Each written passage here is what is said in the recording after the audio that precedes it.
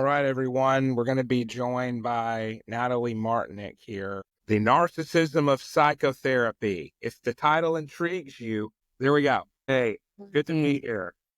Hi, Jeremy.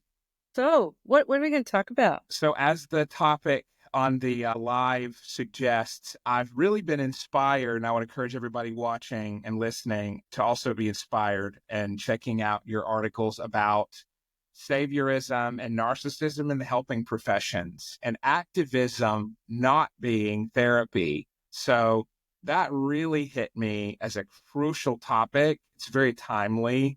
It's something I get up in arms about because insurance is paying for individual psychotherapy that helps people, and it's not paying for a lot of it shouldn't be paying for what gets kind of Trojan horsed in. And the fact that you've written so proficiently and prolifically on it, really, I'm like, I've got to have her on to talk about it.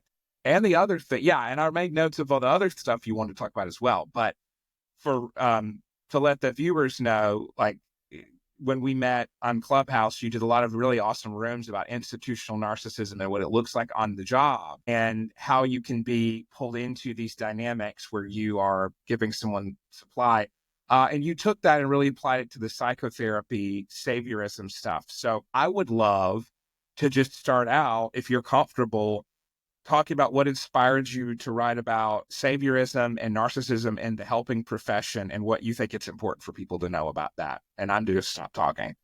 Yeah. So, I like to draw on my own personal experiences and reflections of my own behavior. And I'm a hopefully recovered savior. I used to be that person when someone had a problem, I would go and instantly try to fix it for them. And while that makes me feel good and maybe them feeling okay about it because their pain or suffering is being alleviated, well, allegedly, they don't actually get to experience discovering, gaining insight about themselves so that they can apply that to make a change in their life. I'm the one jumping in and saving the day. So I had to get over my hero complex. And then, of course, once you discover it in yourself a little bit more, you start to notice it everywhere around you. And as a former scientist, again, it followed us, our funding is kind of a savior model. Yes, we can say we're investigating diseases and wanting to eradicate them, but there's some saviorism in that because it's like based on the methods we're using, we're going to come to save the day. So, and we're not necessarily not in my research, talking to patients and, learning from their experience. And then how do we support them to enhance some skills and things to be able to better look after themselves? There are people doing that, but that wasn't what I was experiencing in my research. So there's a saviorism there, saviorism everywhere. Look at marketing, and advertising. I mean, the whole industry is about manufacturing problems, so that they could sell you things that you need to solve the problems that weren't really problems to begin with, So there's lots of, and of course I'm generalizing and it's not all bad, but anyway, this is the sort of environment we're in. So it is very disempowering for people because it can create dependency, that if you have somebody or something coming to save the day, then you don't have to ever take responsibility. So you can wallow in your victimhood. So when they don't fulfill your expectations, then you could blame them. It's so convenient. And so saviorism is a problem, and it's also threatening because a lot of people come in as the savior in a workplace or in a group because they see something wrong and they want to raise awareness of the problem and then try to fix it. But sometimes they don't do the raising awareness bit and getting some buy-in. They just jump in and initiate the activities to bring about change, which threatens the status quo. And then it brings about problems that, then they're scapegoated and all that stuff that you see everywhere. And so who's to blame there? Is it the scapegoater, or is it the person who had the arrogance to believe that they had what was needed to fix everything? So there's the sort of narcissism embedded in that I know best. My way is the right way, your way is the wrong way, and I'm going to go about saving the day. So, that's just a little blah of what drove me to think about and investigate saviorism a little more. And seeing it also in the therapy space, the helping professional space, as activism has become more, what's the word, sexy? Yeah. It's trendy. We all need to fight for something. Social justice. I'm cool now. So these are the things I have to do. These are the things I have to believe and fight for. And so I'm going to bring this into my professional practice, even though that wasn't anything that was involved in my training. There's no rigor, evidence-based rigor behind it. It's just what I think is required because we know about systemic oppression. So of course, we need to bring it into all of our work because they're oppressed and they don't know it and they need to know it.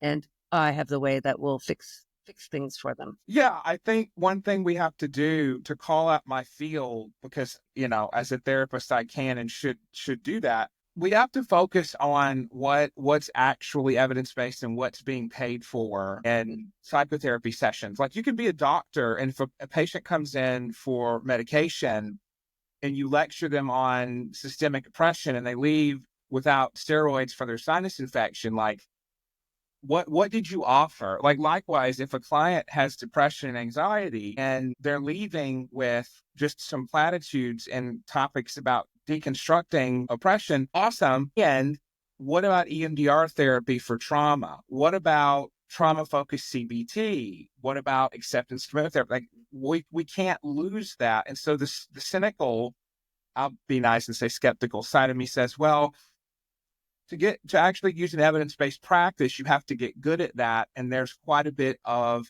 practice and rigor involved in that versus giving people platitudes. And I wonder how much that plays into it. Not to be rude, but just straight up laziness.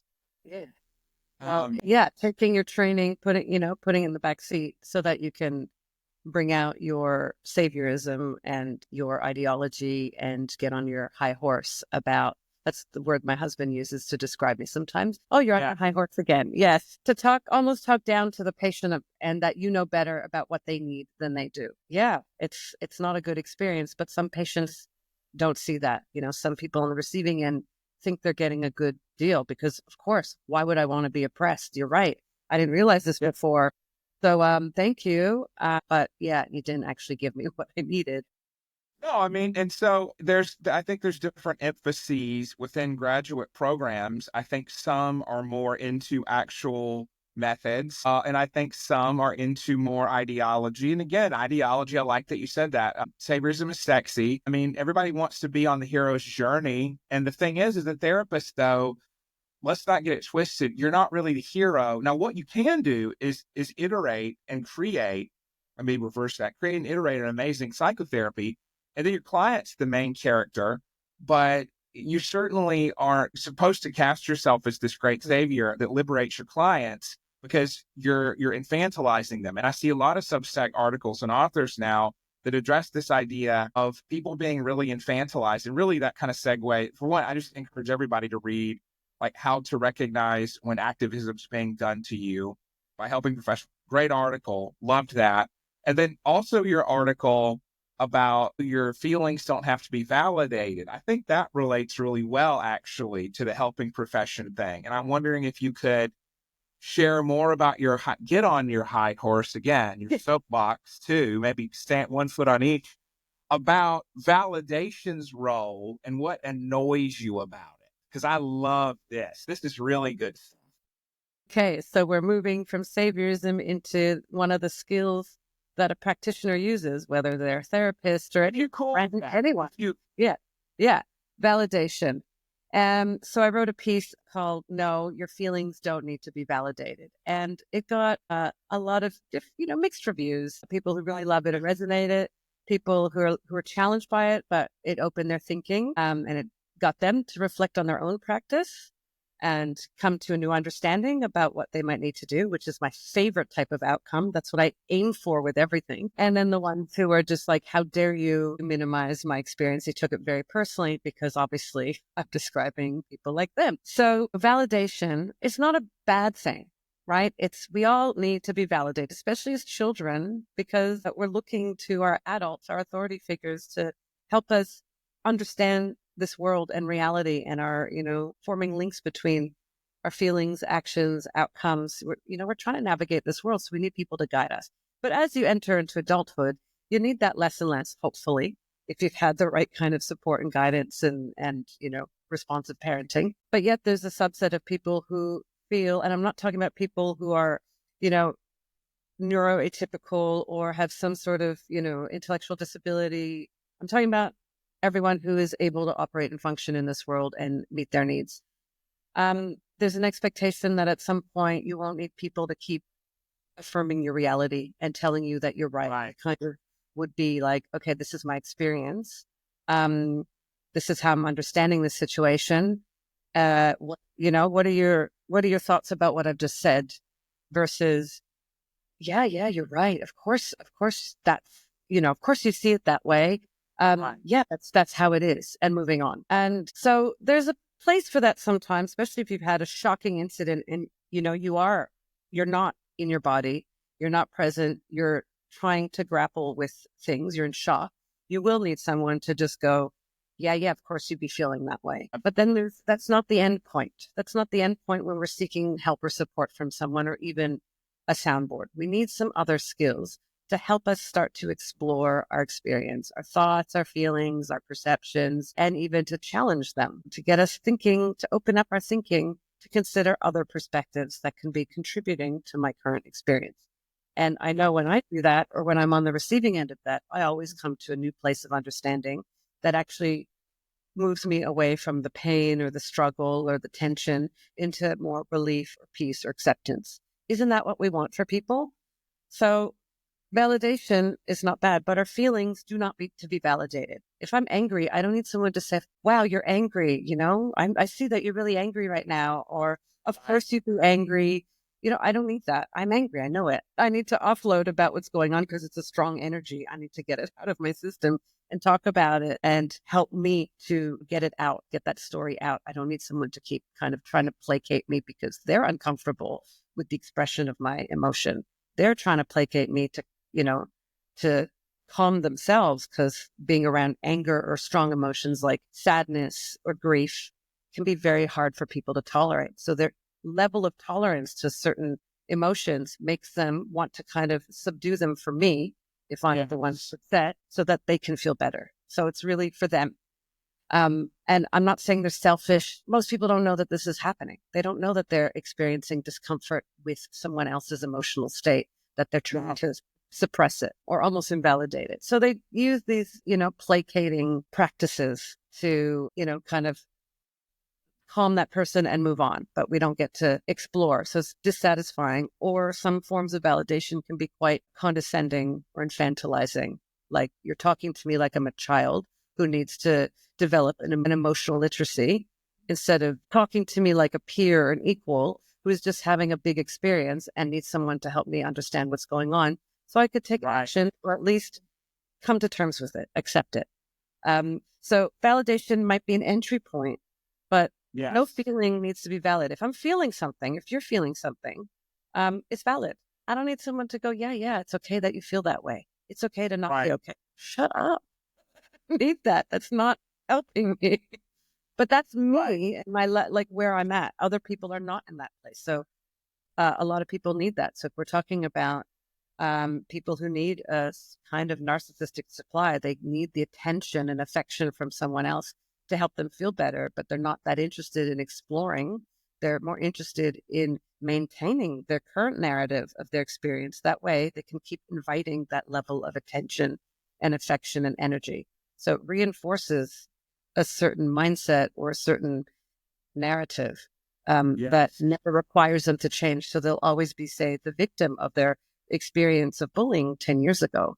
And then they keep rehashing it and keep getting that supply. So it is a narcissism to need that from people, because you're not asking for change, but you're potentially telling people that you want change. But in the moment, you expect validation. You want your feelings to be centered instead of thoughts, experiences, perceptions. You're not interested in anyone challenging or helping explore it. You just want the attention from the feeling. So that was the essence of that. And that's what I see a lot in the activism as therapist space. They've chucked all their skills out the window and have focused on validating someone's identity or ideology. Maybe they're trying that to build that rapport and trust, but it's not effective in helping people facilitate change. No, it's not. And I'm concerned about it because I think what we've seen is a trajectory from, so like all medical professionals have added like one more. So what I mean by that is usually you had psychiatrists and psychologists, and then you added counselors. Okay. Now I'm not being mean about that because I'm an LPC. That's my counseling degree. You had doctors and nurses, and now you have medical assistants, MAs. It's another kind of professional. So I think what we have to do is make sure training is really robust. I think that we definitely need grounding in theory. I love psychology theory. Everyone's not going to. But if you look at psychoanalysis, you look at even something like EMDR therapy, and they're very different. They both, though, focus on the importance of desensitizing and saying, okay, so this is what the world did to you, and you have to decide how you notice and make meaning of that and move forward, and don't carry that residue and inflict it on others or view things through that murky lens. You have to wipe off your lenses essentially and move forward. So what you hear about a lot is the sort of self-care, self-indulgent, easy model of validation that really can puff up people who are fragile narcissists, whatever you want to call it. And I've noticed that is a really big concern because when everybody's right, no one is. And so you have kind of this starting point becoming the end point of validation. If what someone's doing for you in therapy is what you could get over coffee with your girlfriend, I don't think that's therapy. That doesn't really seem to me to be like, why is your insurance paying for that? Not to be too much of a gatekeeper, but kind of in our era, we need some gatekeeping. Yeah. I would agree with that. Need some rigor. You need to be able to fall back on specific frameworks. That is an evidence-based framework. Whatever the evidence, like I'm very open around evidence, but it needs to have something that you can reflect back on in your practice, because these therapists need to be having reflective or some sort of supervision, reflective practice, so that they don't become the victims of countertransference and all the, bringing their own biases into their practice, or bringing their own childhood stories and reenacting them with their clients. Or if that happens, obviously that's part of, I think, psychodynamic, like, you translate. Yes. But I think there was something that you said earlier and it just flew out of my mind that was really good. Really good, really good. Oh, yes. So therapy, helping is not about necessarily hanging out with someone and letting them offload their feelings and they talk about their story. You might lightly, gently explore it with them, but they're basically offloading, getting it off their chest. And then you're like, oh, I feel better. Thanks for that. But nothing changes. And you are left with the, material that they just kind of dumped on you. And you weren't able to do anything with it that was going to provide a meaningful experience for both of you. Because you should be getting something out of the interaction. It should be meaningful and helping you as the practitioner learn about your practice a little more and what's effective, and, helping someone go from seeing things a certain way to seeing things differently in a way that feels right for them and supports a change, even if it's, uncomfortable. That's satisfying. But just being on the receiving end of someone's talk is, that might be satisfying for some because they're like, I feel useful here, but you're not necessarily effective as a practitioner in helping someone facilitate some sort of change of perception, feeling, mood, even behavior.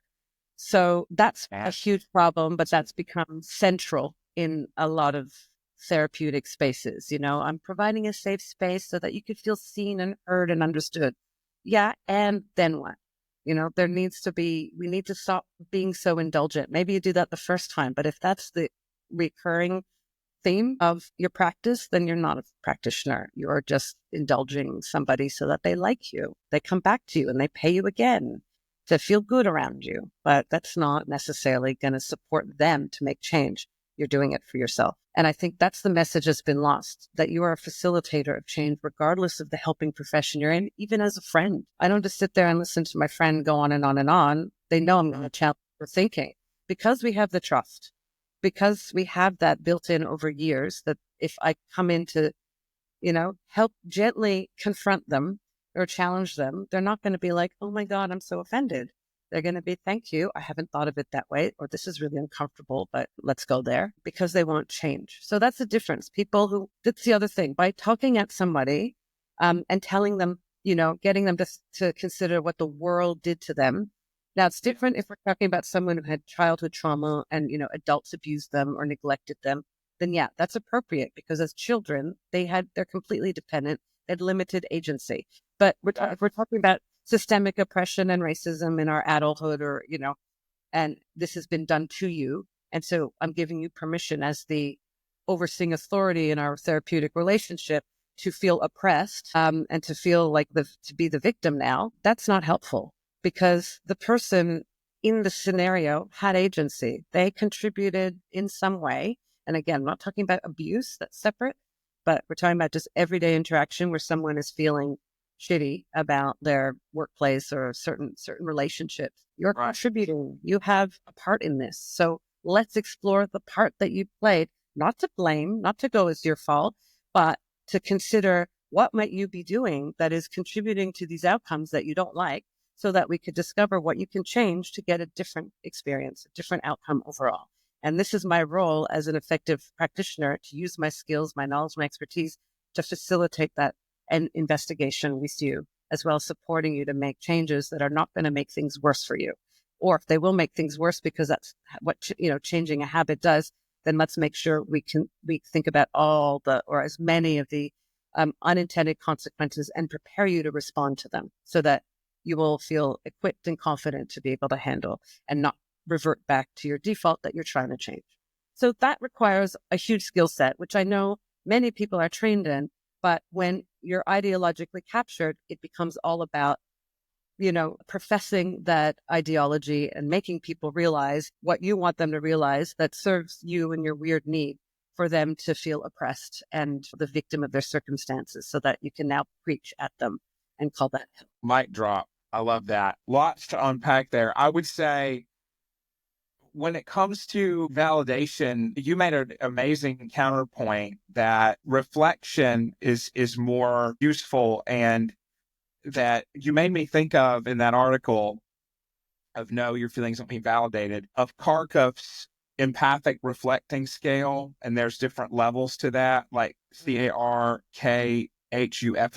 So I remembered in grad school, we had that scale, and it was basically all the way from 1 up, and like 1 was really not that great and basically detracted from what the content was that someone was saying, the Karkoff empathy scale. And then it goes up, and you essentially take what the person said and you help them understand it even better. And so that's what you're articulating, is actually we need to help people understand what's going on with themselves mentally in a way that can challenge, like you said. But the problem is people get so defensive about that. And I think as therapists, we really have to say on the front end, you're not going to like all of what I have to say, and you're always open to tell me that it didn't hit right and it's a miss.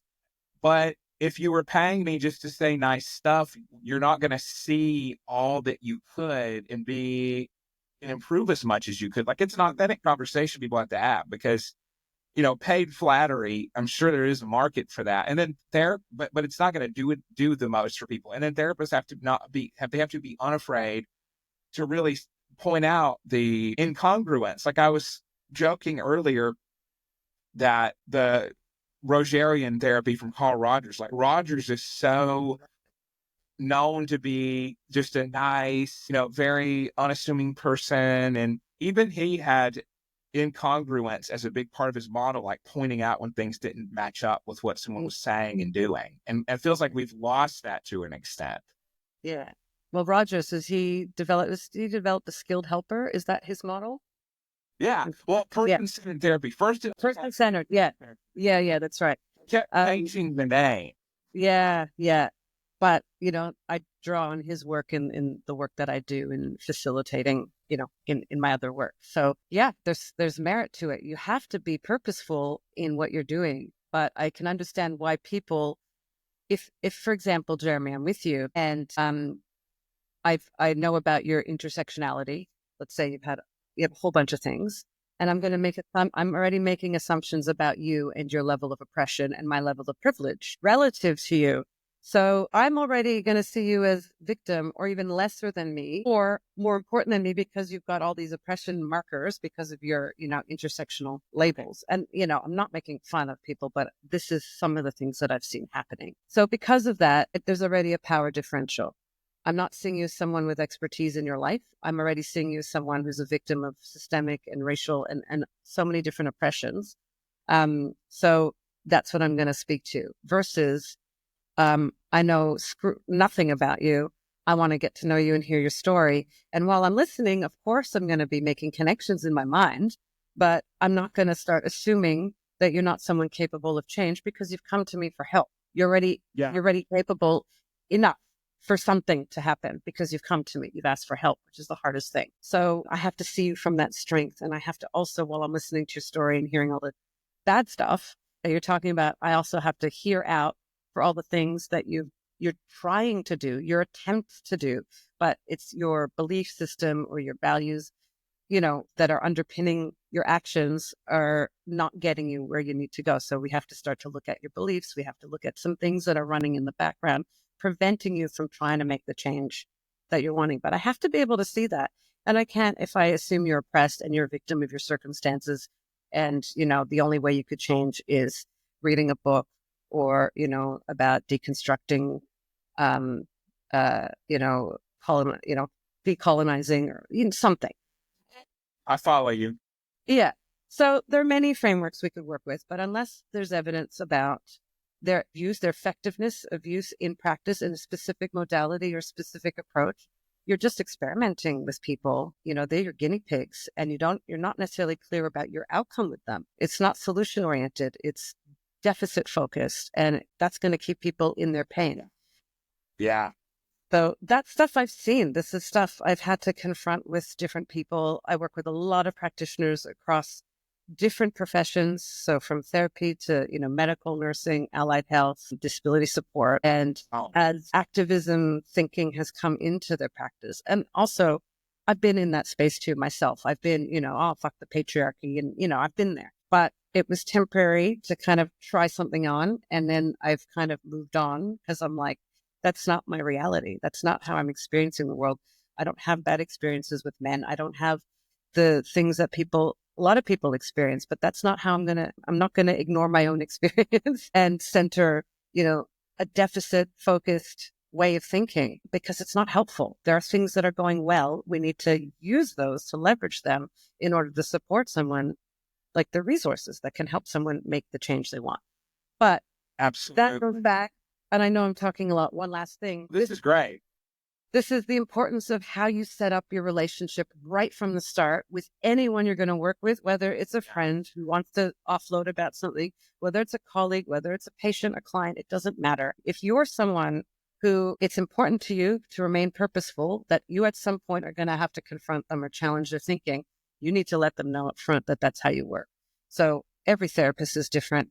And a lot of therapists don't even know to do that they establish a way of, managing expectations. So if you have a client who really wants you to placate them and validate them, and that's not your way of doing it, you're going to have clashes. And then before you know it, they're going to start accusing you of being racist and the oppressor because you challenged their thinking. You were doing your job.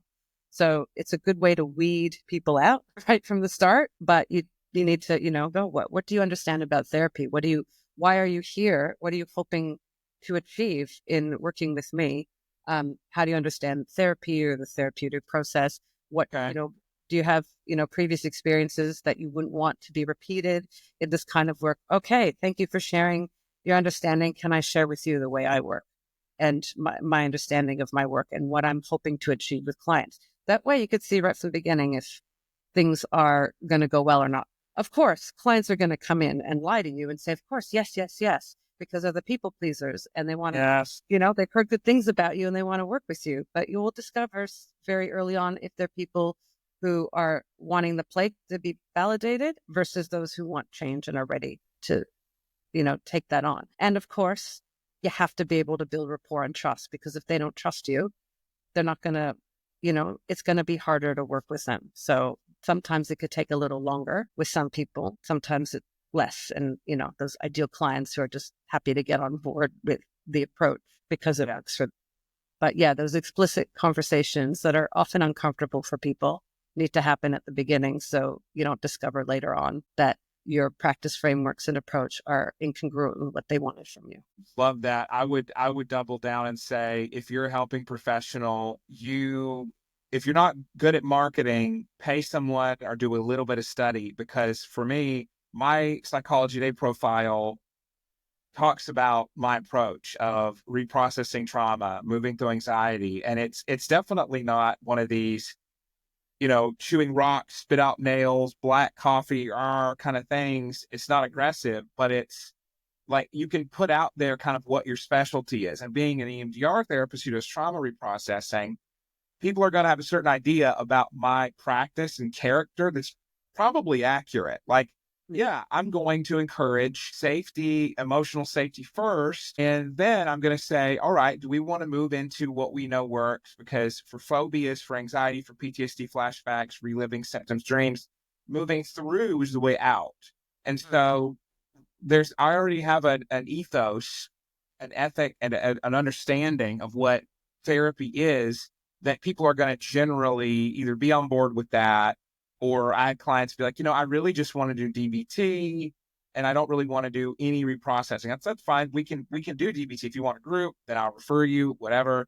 But I think it's on us as professionals to say, if this is happening enough, or if it happens even once, and I'm noticing that there's a kind of a mismatch between what therapy is and what someone's really expecting, how do I make that as frictionless as possible to help them understand it and not to be awkward? I mean, that's how it is with trauma reprocessing. Is with EMDR, I help teach EMDR trainings, and what the trainees ask really early on is, well, what do we do? Because they come for successive weekends, and then what they usually do at the second training week is be like, hey, clients say they want to do EMDR, but then they get to talking, we run out of time. What do we do? I'm like, well, you're going to have to say, hey, I'm noticing we're moving on in time here. Do we want to start this now, or do we want to do next time? What are your thoughts? And you have to get really comfortable with doing a very respectful interrupting, and set that up in the front end. Like, hey, I'm probably going to interrupt even during EMDR and have you go back into reprocessing if you're kind of talking and getting out of it, because that's the model. So it becomes like we have to be assertive, and that can be very comfortable for people. But then the flip side, the paradox is, it helps the clients not to waste their time if we're not what they're looking for, and if therapy's not what they're looking for. Yeah.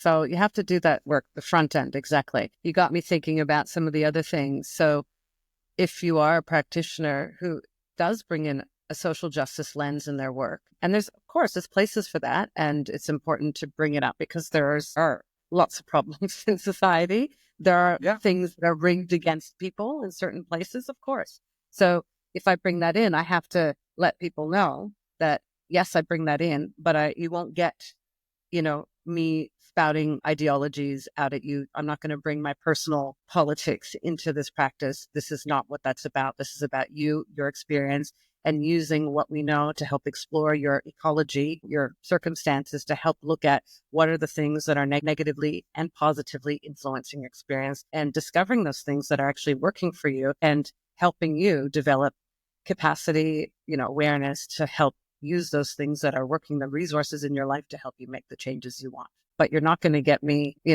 placating you. You're not going to get XYZ. You will get XYZ. So and you have to reinforce that throughout, because people forget, especially when they go into, they become activated, or they go into their, wounding in the moment. Yeah. There will be some things you need to bring them back and, strengthen that rapport so that they build that trust. But like you said, the front end is the most important part of establishing any sort of working relationship, whether it's a collaboration, whether it's a therapeutic relationship. And I'm not a therapist, but I do a lot of work in this space. So I've learned if you don't have a good front end, you're not explicit, you don't negotiate agendas and how you want to work and the things you want to cover, and you give the full rein to the other person because it's patient-centered care, but I'm making myself less relevant. And why am I even there? Why are they even here to see me? Right. So it has to be a shared contribution. We're bringing our, it's complementary. They know stuff about them. I know stuff about, my practice expertise. I have my own experiences, but it's irrelevant, or it's, informative, but it's not what I, going to be talking. I'm not going to be talking about myself to them. I'm going to be drawing on things that I've learned to support whatever. But yeah, it has to be complementary skills, knowledge, expertise. And that has to be made explicit, because a lot of people don't know to work that way, or that's a possible way of working, because they're expecting the authority to tell them, the expert, or they're expecting themselves to be the expert and teaching me as the practitioner of what they need, what they think is best for them. It's like, that's not going to work. That's coercive. That's just like, that's, why are you paying me to tell me what to do for you? Like, you're not acknowledging my expertise. So it's not a good, healthy relationship that way. No, I love that. I mean, it's such a balance. That's the theme. I mean, you don't want to tell the client they know everything and you're just there. And when I was reading your article about, because I got some quotes too, when I interview people, I really like to take their digital article and then pull out block text. And I love when you talked about the aversion to uncertainty in that saviorism article, because that goes so well along with what we're talking about. It's really going to be the theme, I think, of institutional narcissism. Is like, people are so averse to uncertainty, and the idea of ambiguity tolerance is the antidote to that. That comes from dialectical behavior therapy. It's such a therapeutic virtue that, and we see the opposite. Like, we see, well, you need to have a quick and easy answer. You need to have you need to have a quick validation. Don't ever tell someone that their emotions are invalid. Like, well, they can be valid reflexes, but they don't have to indicate action. Like, so I want to reset and let you, I know we want to talk about, you talked about activism and therapy, and I think you just went over quite a bit of what the difference really is. Because I know I wanted to ask you that. And I know you also wanted to talk about the perils of seeking validation when working with others who are also seeking help. I wanted to know more what that meant and open up the floor for you to talk about that if you wanted, because that seemed like a cool concept. Can you go back again? So seeking validation. Yeah. So repeat that. Yeah. And I might have written it down wrong or pulled it out wrong from our text conversation. So it's the perils of seeking validation when you're working with others who are seeking help. Yes. So you as the practitioner are practicing because it's fueling your narcissistic needs. So you're using your work to provide you with the validation you need. So yeah, you're essentially using, your clients, your patients to serve you. First is you serving them, which is the role you're in. Yeah. So why would I want that? Because, well, I'm a bit narcissistic. I've gone into my profession because it makes me feel powerful and it makes me feel in control because of all this knowledge. And so I could just draw on that knowledge and remove any, sort of uncertainty. There will always be a convenient explanation. But what I'm really doing is I need to feel powerful, and being with someone who's in a relatively more vulnerable position to me, they're seeking my help. So they're going to be just grateful that they're with me. So I'm going to use all the, love bombing and, grooming methods that I know of to get them on side so that they will, love the attention that I'm giving them. But really, it's to feed my need for attention and feeling so powerful and useful. And I need that feedback from my client or my patient about how much I help them or how much they value working with me. And that's going to, that's all I need. Doesn't matter if I'm effective or not. Doesn't matter if they, if anything I do facilitates change. I mean, it's great if it does, but really it's just about me getting what I need, which is from them, the attention from them. So that's, more on the communal. Yeah. So that's like narcissism. You might call part of that is like communal narcissism, because you're not reading the room. So your empathy is not really on track online, because you're not really looking at them. You're not seeing the whole them. You're seeing them as your supplier. You're seeing them as the resource in order to fulfill your need. But you're trying to convey empathy, and you're using, humanitarian values of, compassion and regard for others to try to serve them. But so that's more of the communal narcissist type of narcissism, but you're not being very effective, and it's all about you and your glory. And you might hear their stories. This is a favorite of mine. Here I go, back on the soapbox. You hear their story. So they're paying you for your time and your knowledge expertise. You hear this story and you're like, wow, that's really good. So what do? You go online, you go on Substack, you go wherever, and you regurgitate the story and how you help them get through it. So, and you get paid for it by your followers. So you're double dipping on that client. What is the client getting for providing you with the things that you're now using that you've already been paid for, and you're getting paid for again? So I see this a lot. People are, because they want, and I don't think it's maliciously intended. They want to put out things so that they can demonstrate how they have helped somebody, or how they've, how people think and patterns of thinking, things like that. But, I find it unethical that you're repurposing someone's story that was given to you. It's someone's private life that happens in confidence.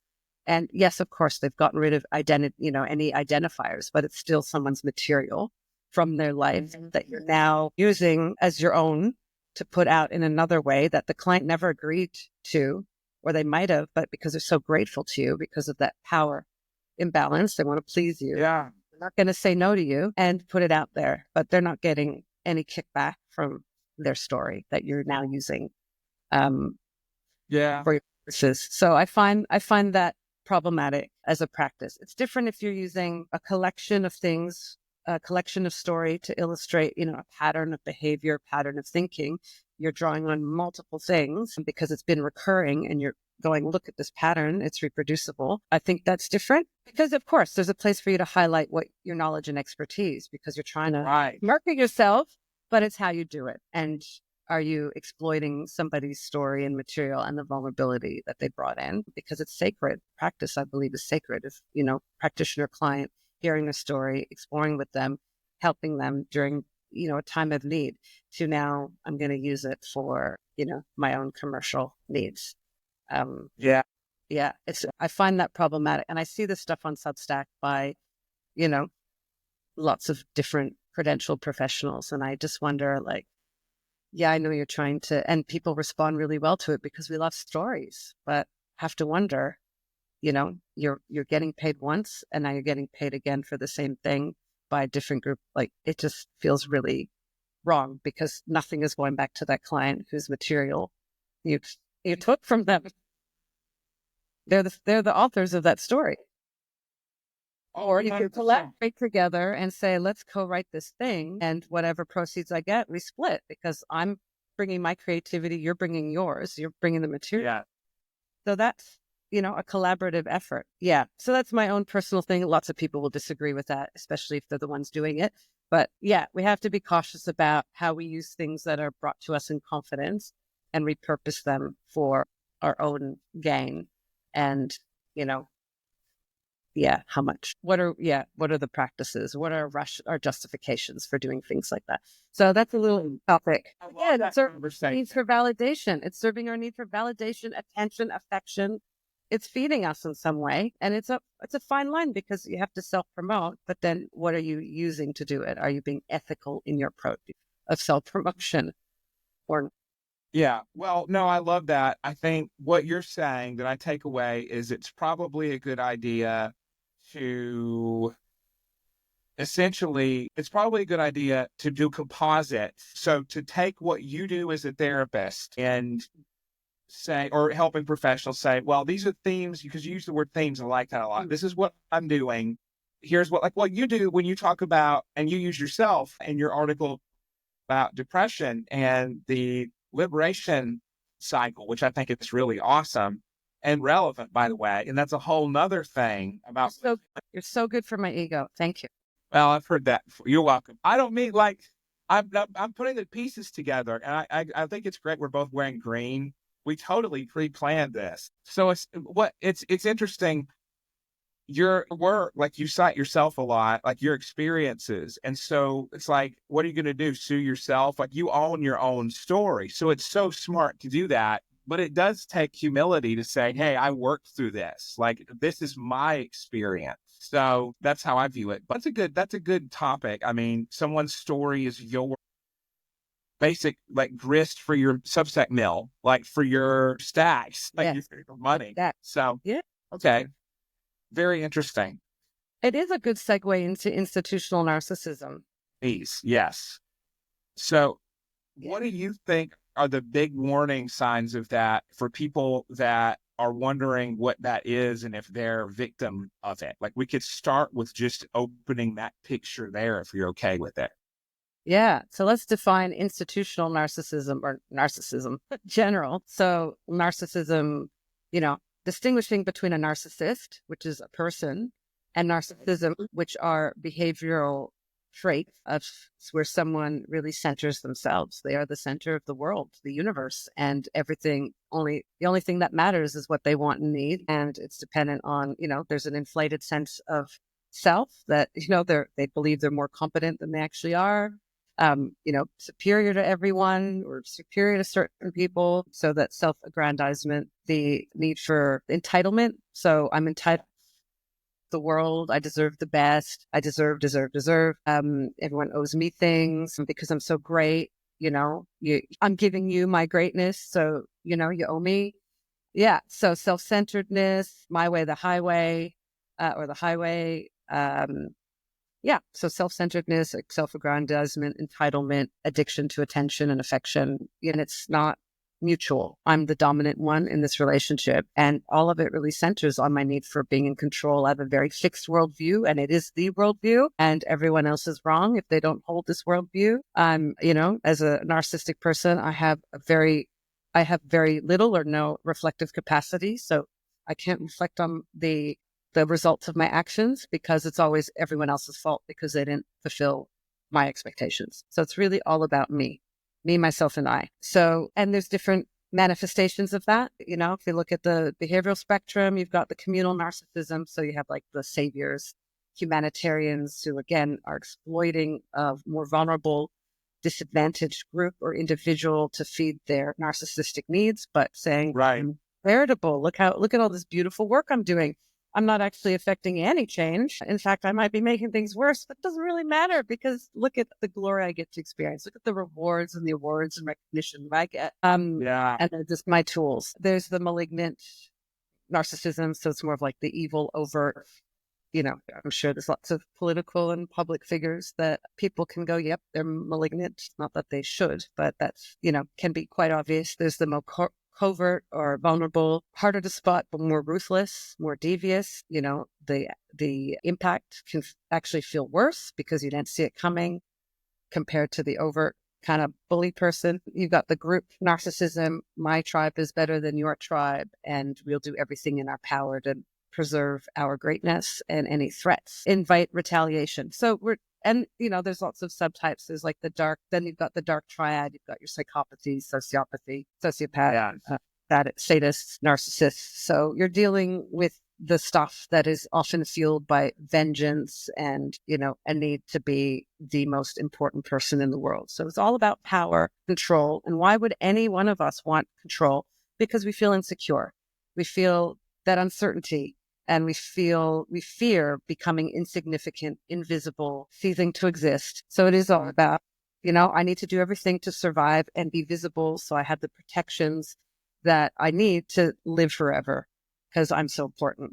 I'm God, it's just it can be a God complex for some or Messiah complex for some. So that's that. And then institutions can be like that, where they believe their mission is the most important thing in the world and the ends justify the means, and it doesn't matter. And another aspect of all narcissism, regardless of where we are in the spectrum, whether, in some environments or some relational context, I might be more narcissistic in order to survive there, but I can compartmentalize and not act that way with other people. I could be for myself, my, normal self. And it's associated with a lack of accountability. So because I have no reflective capacity, my empathy is low. I don't really care about others, but because unless, there's something that I can gain from them, but I can, act empathetically, no problem. But I actually don't really care about them once I've got what I need from them. Yeah.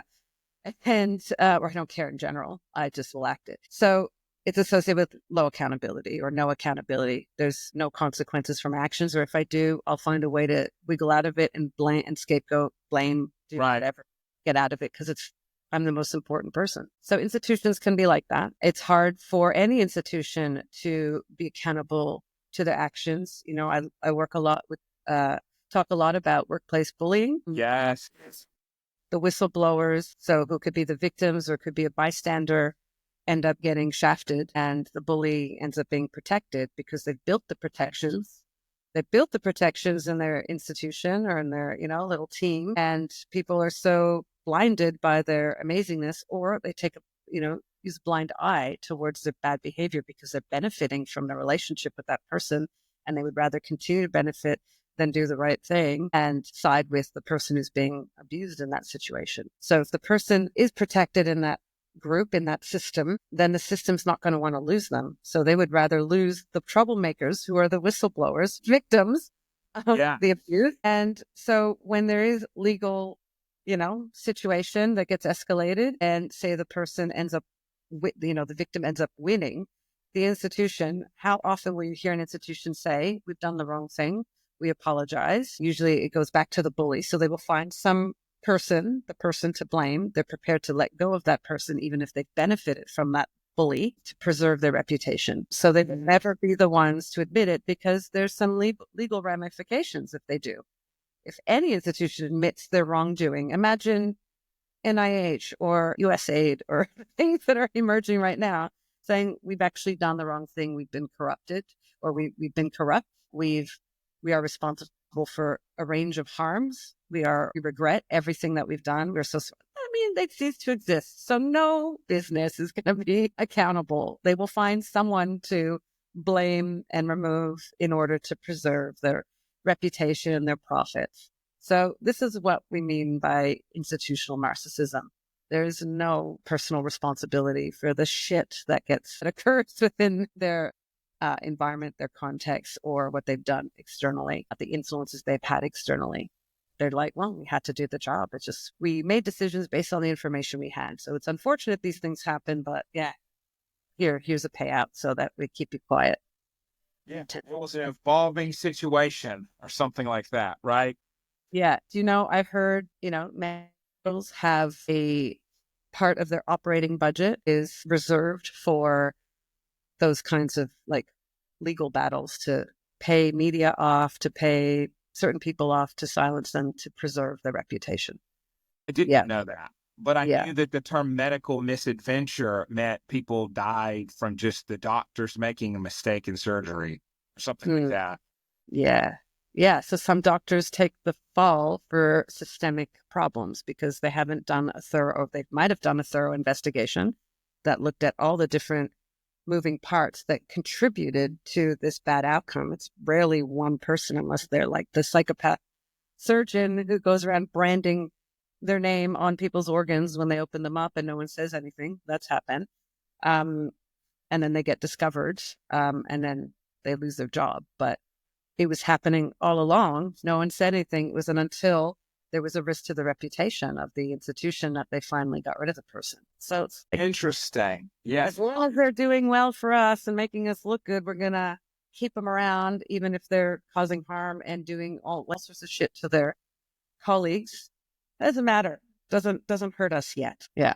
So this is common everywhere. So they'd rather preserve the things that are working for them and protect them than, you know, be ethical and accountable. So that's narcissism in general. No accountability, fearful of accountability, because there's a lot of uncertainty. There is uncertainty with being accountable. What's going to happen to me? I don't have control in this situation anymore. Now it's in the hands of someone else, and I've got to be the, fate maker. I'm the one ultimately in control. So I've got to do everything. But eventually you will lose it, because that's what happens. Yeah. I think people are becoming more aware of how charity work and things like that are used to obfuscate, bad behavior, like certain YouTubers who will do something like give to massive charities. I mean, there's a lot of that now is being uncovered. And then on the government level, you brought that up. It's like, well, why are all these things happening? And then now, like, something in business culture happened where apologies or admitting something happened it's tantamount to basically just the worst possible thing, which is interesting because on a psychoanalytic level, we know that pathological narcissism, like NPD, is this narcissistic personality disorder, is very associated with being unable to say thank you and sorry. So when you see that businesses can't say, hey, we messed up, or hardly ever, that's very interesting to me. And I think that's unsustainable. Yeah. I mean, I have a friend, colleague, who is a psychiatrist and very into truth and reconciliation because, psychiatry is responsible historically and in present times for horrible things that have been done to people in the name of health and helping. And so she brings that into her practice. She says, there have been harms and I've inadvertently contributed to these harms. And these are the things I'm prepared to do to make sure that you're protected. So one thing is, if you're having a mental health breakdown, we will not call the police because we know what happens to people often when police get involved. And we don't want you locked up. We don't want you sectioned. We want to make sure you have the care to support your recovery or getting through this crisis that you're in right now. She'll do things like that. And that's rare. That's rare for somebody to call out their profession because people, one, your identity, especially if you're a psychiatrist, you've been through years of school. It's grueling. It's not fun. You're constantly having to prove yourself. You're in a competitive environment. You have to, and you have to be professional. So you've got this, identity that has formed over the years, and you're part of a profession that you like to be proud of. Last thing you want to do is say things about it that will make you look bad because you're associated with it. You're practicing of it. So people will just kind of defend some of the practices or deny the harms or deny the extent of the harms and to, protect. That's known, there's a theory behind this, a system justification theory, that regardless of the harms that people within a hierarchy are doing, we will always protect the highest one because my survival and success depends on them being in that role, or my success depends on me maintaining this identity or maintaining my affiliation with this system versus this is actually causing me moral distress and injury. I need to get the hell out of here before I, before I become even suicidal, because I won't have a known out of that, being in these situations when they are incongruent with your values and or your morals and how you want to practice them. Yeah, I think, so we've got two doctors in here making good points. Dr. Dobransky brought up earlier, he was wondering about the stats on dark triad traits in therapists, and I quickly Googled it, and it's like, oh, they have less dark triad traits than typical. I don't know about that. And then Roganoff here. Yeah, what do you think about that? And we'll get to Roganoff's point. Rogoff, Dr. Simon Rogoff. Yeah. Bit like a cult. Yes, it's exactly like they're cults. That's exactly what I talk about. Institutions want to be cults. Now, they don't have to be the restrictive kind of total institutions. They can be what I call the moderate cults, that you don't think you're in a cult. You're pleased to be affiliated and associated and belonging to these organizations. But as long as you're benefiting from being part of it, you're less likely to question and challenge some of the practices. You might turn a blind eye.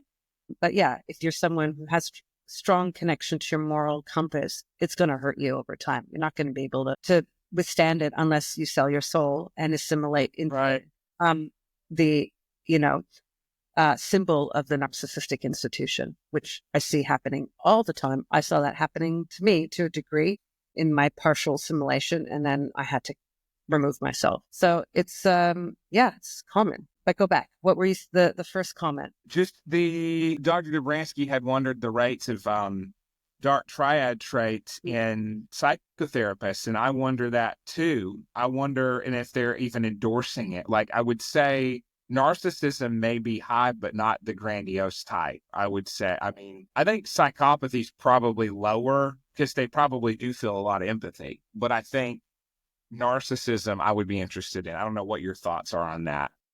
I've read a few things. I was interested in when I was doing talks with Dr. Jordan Schaal.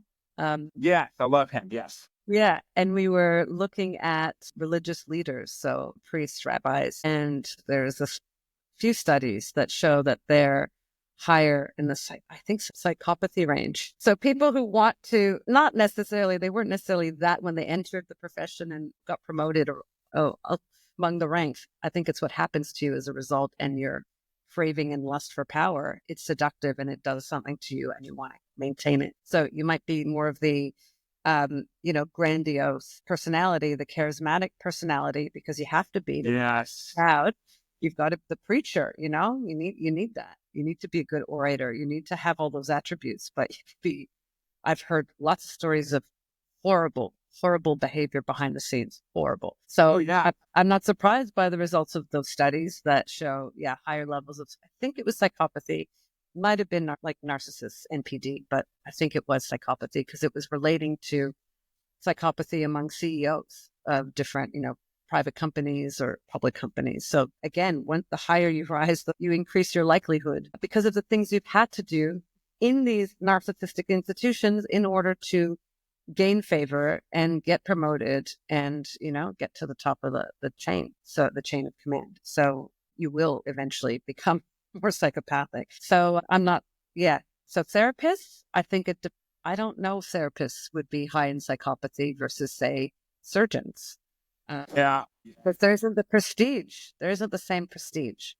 No one elevates therapy except for a few, but they tend to be like the influencers. But then, I wouldn't be surprised if there's some, analogy with those. As they get more and more attention, they become addicted to it. They might act like it doesn't matter, but you see, they're overexposed. So would you want to be overexposed if you were humble? You were just you wouldn't want to. You want to break. You wouldn't be dependent on constant visibility to feed something. So I wasn't surprised. So it's not something people are born with. I think it occurs throughout someone's professional trajectory as they climb higher and higher and get more and more attention, and they become less and less critical of their ability to reflect on their conduct critically and have people go, actually, I think you're in your ego here. I think you're a bit out of your depth, or you've crossed the line, or you're no longer in your lane and you're making comments about things that's not actually your expertise. Those people become less present in that person's life because they only want people who keep telling them how great they are and making suggestions to make them greater. So they lose sort of a critical friend, and they just have people where they, the echo chamber.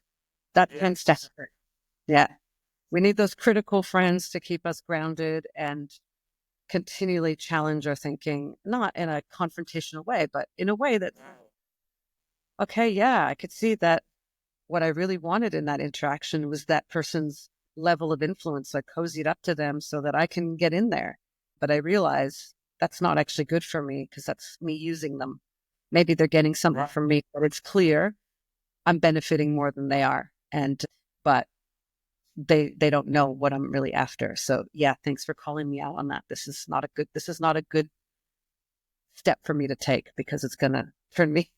It's taking me a step towards psychopathy potentially. And less towards humility, which is actually one of my values. I think that is a wonderful point. People have to be open to how they're being shaped by their environment, really. If you're not open to that, you'll really be moved in different directions before you know it. And so self-awareness is huge. And I think in institutional narcissistic situations, people are often just so caught up in survival and thinking in those terms that anxiety makes them more malleable to being pushed around. I know, like, if therapists are just being treated as like very like batteries at different giant organizations, and a lot of those don't pay very well. So if there's a corporate culture and you're early on in your career and just happy to be working as a therapist to slug it out for those hours, you're probably pretty likely to go along with whatever the Kool-Aid is.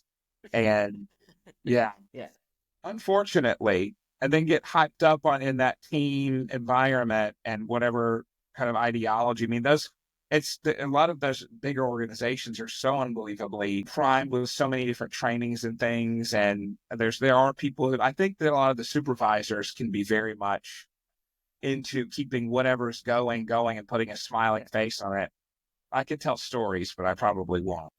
I'm sure, we both have stories, but I certainly can't talk about them right now. But it's like everyone. So what you're really talking about is what I've written about on assimilation. So all the different frameworks and trainings and messages, propaganda, to help people assimilate and to become the preferred archetype, the preferred person, personality in that organization. And the supervisors or the directors are part of that, this kind of bureaucratic stronghold to make sure that whoever's there are the ones who are the right fit. But you have to fit having assimilated, going through a process of becoming and embodying certain attributes, even if they're not your natural attributes, in order to succeed. Only if you're wanting to succeed. But you don't know what's happening to you. Just like when you come into a cult, you're just excited to get this job, especially if you're a new therapist. You're just so happy to get employed somewhere.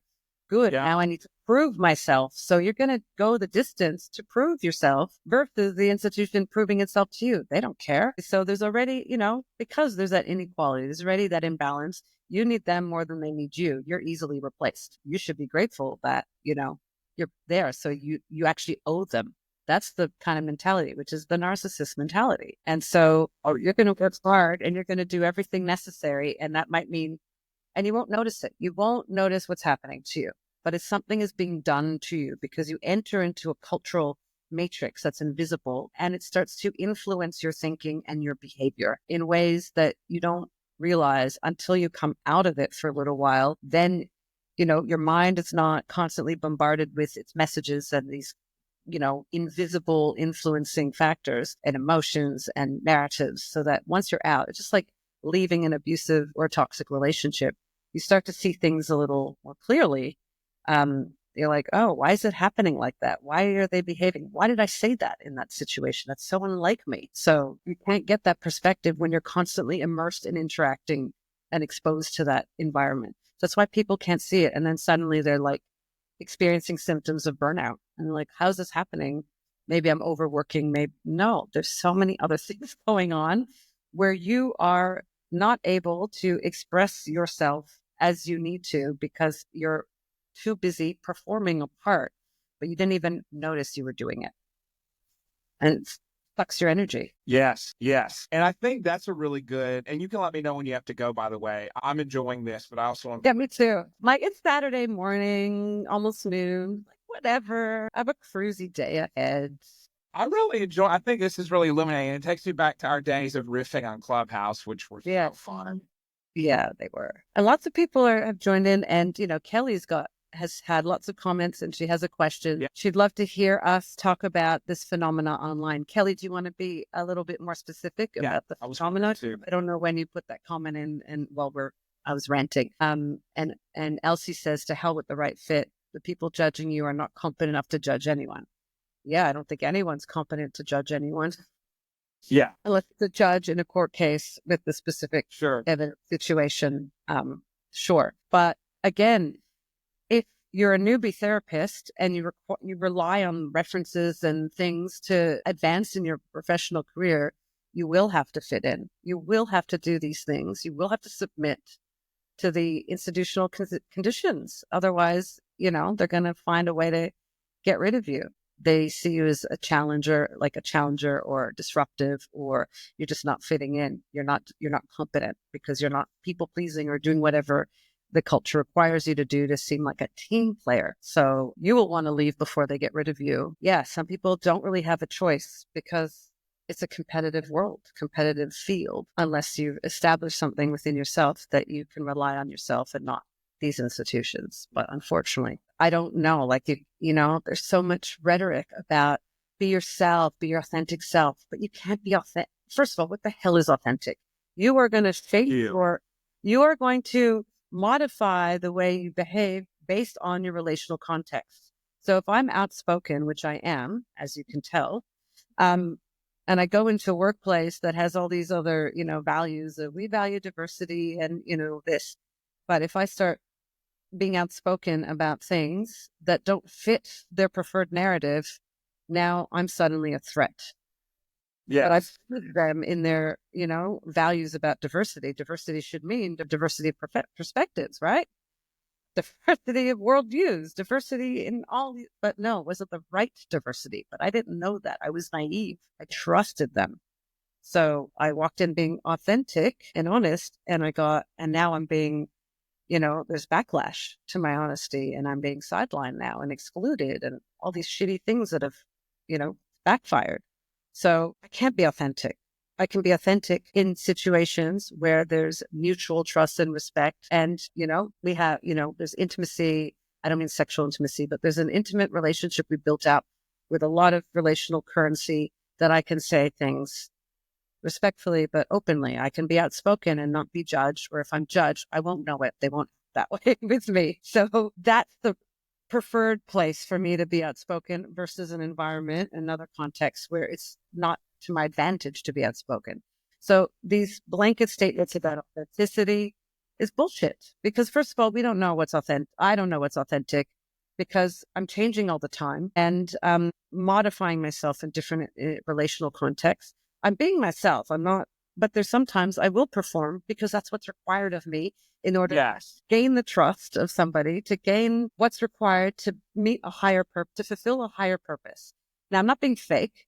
I'm still me, but I'm not going to be outspoken. I'm not going to give all my thoughts. I will be more reflective. I'll be more pensive. I will slow down the interaction. So I'm still being me, but I have to temper it for the situation, knowing that there is an outcome that needs to be achieved. And it doesn't make sense for me to show up in my full self, authentic and all in your face, because it's going to be, it's going to be confronting. It's not going to be palatable to some people.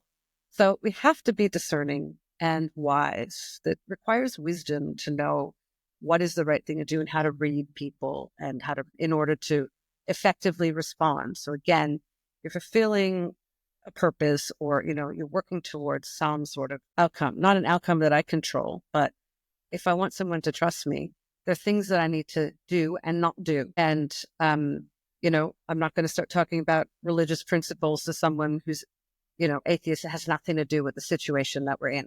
But some people might feel, well, I'm being my full self and I'm going to raise this thing because it's important to me. But it's not important for the purpose of your encounter with that person. So how about you? Put that to the side for now. Maybe later, if you build up some, some sort of relationship where that becomes part of it, sure. But, if you're trying to build rapport and trust, it's not necessarily how you go about it. It's not necessarily with that person. So I don't know why I've wandered off into this, but but we can't be authentic because I don't even know what that is because we're constantly changing and we're completely influenced by our relational context. The only people who are not, and I think about Trump, it will just for people who they're not intimidated by authority. They are the ultimate authority. Not that I know this man, but this is from what I, seeing audacious, do what I want. I'll do what I want. I don't care what you think, or I care only about those people who I respect and what they think, and I'll listen to them. But just very clear about, that. So the ones who are more authentic are the ones who just don't give a shit about what anyone thinks. They don't care. Okay. Yeah. And they will not adjust themselves for anyone. They'll just be who they are. So it does require strong narcissism to be like that. And I'm not saying it's good or bad, but you need to have some strong confidence in yourself, maybe going into arrogance. Otherwise, I don't think it makes sense to think that you can go into any institution and act in the way that you think is authentic, because every institution has, norms and a set culture that you did not establish and you will not change unless you're a leader and have that level of influence. Then you can make some changes, but no. It's going to be very difficult because you're going against an entrenched status quo that has been present and part of why that team has been successful or not even successful or not successful, but you don't have that level of influence to just change things as you like it. And by allowing yourself to be showing up exactly as you are, it's just not a realistic way of thinking about how we operate in the world. It would be nice that we didn't have to, modify ourselves, but we live in a society that has eroded moral principles. Maybe they'll come back online, but it would be nice.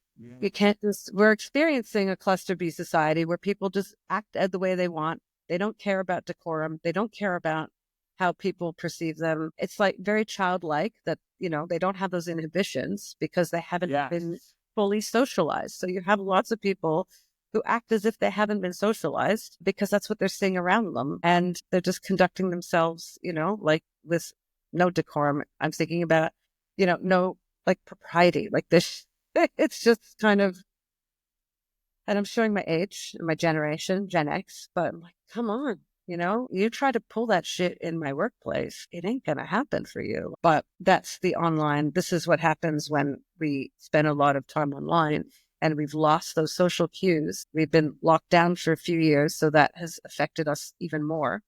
And it's become okay to just say whatever you want and put everything out there. So your privacy and the things that have been held as more sacred, are now, there's like the private public barrier seems to have been eliminated. So everything, it's a free for all. So we've lost the containment. We've lost boundaries of what should be private or it's helpful if it's private and what is okay for public consumption. And that has affected our social interactions. So people are just horrible to each other online because they don't see the other person. They're anonymous. So I actually think people finish. Yeah. So if you think you have nothing to lose by that interaction, you're not considering what you can lose, then you're just going to act the way you want. There's no risk for you. And that's fantasy for all. Isn't that a fantasy for all of us to, exist at least for a little while without any responsibility to do whatever the hell we want and no consequences? Yeah, that's nice. It's a nice fantasy, but it's not reality. And it's a nice fantasy for a little while to just be able to do whatever you want. I mean, I personally wouldn't want anyone hurt because of my actions, but this is not what people are thinking. They're not considering the consequences or the potential impact that they have on others. They don't care. Very self-centered. It's just, I feel this way and I'm putting out there and I don't really care what you think. So it's shameless. Man, I love all that. So I was going to say, I mean, if you look at what hits people's dopamine now, what kind of gets them going, I mean, there is a sort of weird helplessness mixed with narcissism, which makes complete sense. And it's very much this irrational belief that there's like the omniscient parent that can know what they want and give it to them. And with online dating, there's a huge emphasis on finding your build-a-mate and swiping to find them. And then like you can customize the person. If they're not who you want, keep looking and block them. I feel like online dating is a very passive-aggressive venue too, because it's not like you go approach the person, you have to talk. Both of you have to talk. It's very much at any time someone can immediately dip out, and it goes to the person who's the most willing to leave quickest. And so they turned online dating into this horrific game show called The Button, where people will sit across from each other and you listen, you talk until someone hits the red button in the middle of the table. And that means that you make the person get up from the table and leave across from you if you press it first. So people ended up pressing it to see who else they could meet. And it's very vile. So think about it though. That's like, you didn't have that back in the day. Like you talk to someone at the bar and maybe you think that there's a better person you could talk to, but you're not totally incentivized to roll through everybody. Yeah. It doesn't, there's something vile to that. And it's very much incentivizing FOMO culture, fear of missing out, keep optimizing. I think we're training people to be very, we're already training to be narcissistic. That's just a given. But I also think we're training people to be minorly psychopathic and callous. Yeah. As much as they can be within their phenotype, within their loading, because I'm a firm believer, like I've read The Wisdom of Psychopaths, that book. There are neurological studies that some people experience empathy and their frontal lobe differently or less than others. But I do think you can train it down the same way you desensitize other stuff. And I'm hearing you say that. And my brain's thinking, yeah, I think that's what's actually occurring now. Yeah. I think it's a lot to do with instant gratification as well. Like, yeah, I know what I want. I know what I don't want. And show me the money. Give it to me now. Give it to me now. Give it to me now. Again, very marshmallow tennis. It's just emotional immaturity and entitlement. I deserve the best and I'm going to keep pressing the button until I get what I believe I deserve, what's best for me. So, yeah, I mean, I met my husband online. This is pre-app days back in 2002. But yeah, it is a odd way to meet people, and you're being like judged, and it's not like the good old days. Not that I had the good old days, but when you had more, I don't know, social connections and a network around your family, and people introduced each other through who they knew. It's still happening, but it just feels like a more fragmented world. It's harder to do stuff like that. So we need other ways. So the online makes sense, but yeah, it has affected the way we express discernment is less compassionate, less pleasant. Yes. I think there's an answer to, I'm not a black pillar. I don't take the black pill, which means I hate people and I don't like women and think everyone's awful. But what I would say is you practice who you become. So don't, like, the first time you start judging people callously, that doesn't mean settle for someone that you're not attracted to today. It means just think about how you behave and interact with others. And that when you practice repeatedly not doing that, then when you practice repeatedly saying that person doesn't matter, you really do default to that. So this is not a game. We treat it like a game. Either all of life is a game or it's not. Like, dating is either a game for you and the other person, or it's very serious. You can't opt out of it and say, well, to me, I can treat people how I want, but then when I get treated that way, it's awful. And I see that a lot. I see a lot of deserve the model. I don't have to change anything about me. And that's blowing my mind, because I don't know how long we can sustain that, to be quite candid with you. I think we're at a maximum point of that now, really. Yeah. And I think there's the pushback now where you have a lot of people, especially my generation, who are like, no, I'm not tolerating this behavior. No. And you snap back and you almost go into parent mode and go, okay, listen, little man, little lady, this is not how we treat people. Bring back politeness, bring back decorum, bring back consideration, because you had something to lose as a result of it, of not doing it. Your reputation was at risk, and you cared about that. You cared about, there would be repercussions. There would be real world consequences for you acting this way. So, but because, we're influenced by what we see around us, what becomes permissive, and just seeing the sort of moral erosion and the representative behaviors that manifest from that. So that's kind of what we see. It doesn't mean that's all there is, but that's what's amplified in social media. Erosion. I like that because I've used it is societal regression from Murray Bowen, who did the fancy genograms that look like the circuit diagrams, all that. Oh yeah. Stuff. He talked about societal regression. Well, look at it, ties back into institutional narcissism, and it ties into, in the mental health field, it's downstream. Psychology is downstream of culture, and the problem is, we're a weird profession. We're a mix of philosophy, theology, and medicine. Like, we came off of Freud, but then we also have a lot of religion because people don't believe in God and they want human guidance. And we got a lot of philosophy because CBT is based in Stoicism. And so everything's mixed together. And sometimes I feel like the ingredients, it's like someone put ketchup in the mix and they're trying to make a cake. It's like, it's not all fitting right sometimes. You have to kind of decide, which way are you going to go? And when someone becomes like a guru type and it becomes really quasi-religious, like the trauma cult is becoming now, with like this, the idea of like the transgenerational trauma, like, which I totally empathize with the Holocaust studies, but then people are now extrapolating that into weird stuff that's almost like engrams, like what is in your body that was left behind. Like, wait a minute, we don't know all of that stuff now. Yeah. And what about all the things that were put in your genetics and your psyche that were, the triumphs? Why aren't we talking about those? Why are we drawing on those? So yeah, we're emphasizing, it's again, the deficit model, the reductionist deficit model, where we hyper focus on what we think is wrong because we've got this crazy view of right and perfection that is attainable, and we try to eliminate the thing, but instead of pain is pain. Make it, pain, you can have less pain, but it's still pain. So how about looking at what's working in your system and leveraging those things? I feel like a broken record player. Oh, that's interesting. That. We have to focus on what's working, not denying the things and ignoring the things that are not working, but how do they coexist? How do they influence each other? How are they, feeding off each other? And what one thing can we change that moves us towards the better, rather than one thing we change that reduces that thing, but it's still there? Reducing suffering is still suffering.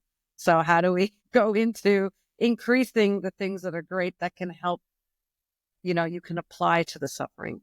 I love that. So it's beautiful. So when Dr. Dobransky and I go live and we talk about how do we look at the virtues, the values, so men going to therapy is often seen as a punishment. It's like, well, you're going to have to sit and emote and sit and just emotionally hemorrhage. Well, wait a minute.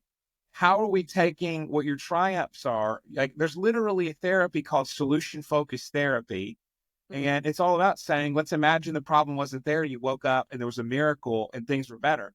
So ACT, acceptance commitment therapy, you accept reality and you commit to live by your values. And those values can be things like family, spirituality. It can even be like financial security. It doesn't have to just be charity, right? Mm-hmm. So we look at the strengths-based. What's really weird that you bring up is a really good point, maybe even worth an article or a stream on its own. It's there was this giant shift in the twins. So when I went to grad school, I kept hearing the phrase solution-focused therapy, where you take a client and you figure out what their competencies are and you really remind them of that. So I went to school before the massive new wave of a lot of ideology that's now the stuff that's very much like helpless victim stuff. I went to school before that and slightly before. So then what was big was clients are experts and they have a lot of competencies. And so then right after that came almost like a just kidding moment. And it's like, well, wait a minute. There was this huge realization that focusing on solutions can actually cut down on session needed and really jet people off to success. And it's like, well, no, so actually we need to not think that way. And it just kind of confuses me because the solution came before the problem and it's not the other way around. So the just kidding moment is like, shit, we're losing cash flow because we need to create dependence.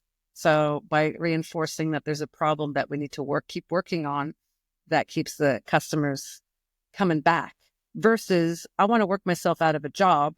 That's actually fulfilling for me. And there's still more people who need help. And that way I can see more people. How I work as a coach. I don't want to have, a year-long program. No.